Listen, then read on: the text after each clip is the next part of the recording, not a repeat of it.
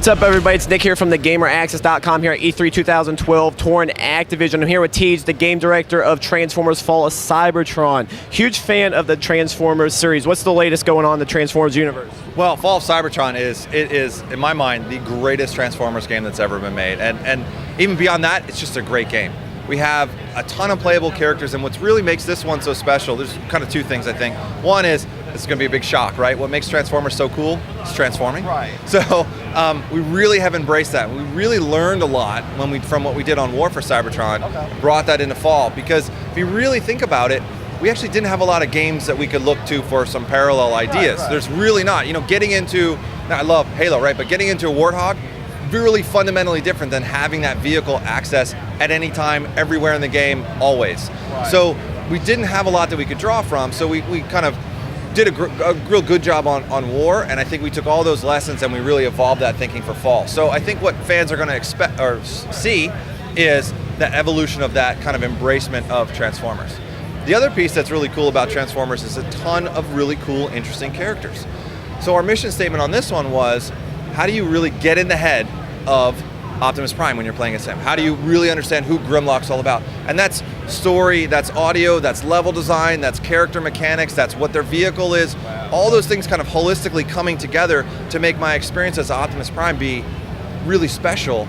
And when I take over playing as Vortex, who's a helicopter, not a truck, but he's got different abilities, different story, different everything, I'm like, wow, this is fundamentally really different.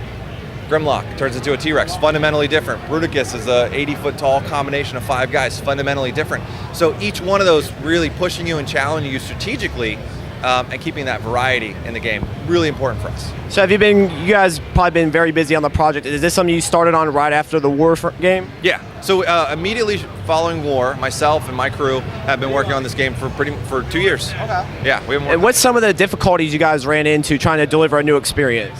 Actually doing a second game kind of in the same universe was harder than I thought it would be. It was harder because on the first one there weren't any expectations for what a Transformers game could be, and we came out and people said, actually this is pretty good. Now what they expect is not pretty good, they expect great. So that set a different set of constraints for us, or a different set of rules. And then the second thing that we did is we listened to all the feedback from War that frankly we agreed with, that the game got repetitive after a while, the visual style got a little repetitive, AI could have been tighter, all those things, right? We heard it from the fans, we heard it from the press, we heard it from our own internal creative voices, and so our mission statement was, how do we take those weaknesses and not bring them up to the level of everything else, but actually make those be the selling points and the strengths of this game? And that was not an easy road, but and we had to make some really hard choices, but frankly I think we nailed it. Definitely looking forward to it. Now, what are you guys doing in the online space? We have two pretty big things going on.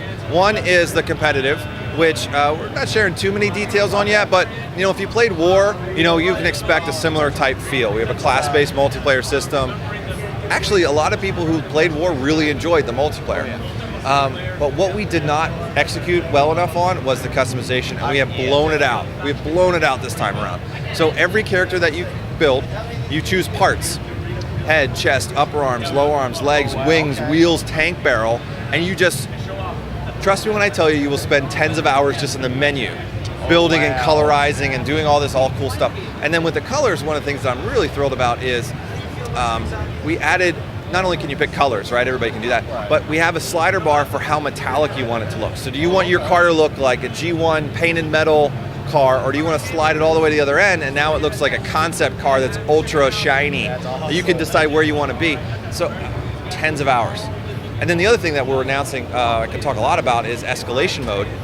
And escalation mode is 4-player online co-op. Waves and waves of enemies really need to work together, because what we did is everyone's not generic. There are 4 roles. There's the healer, the guy who can spawn a turret that can help find enemies and kill them, the guy who has a big shield, can kind of draw aggro, and there's the guy who can drop ammo and kind of create a field at which we want to hang out in.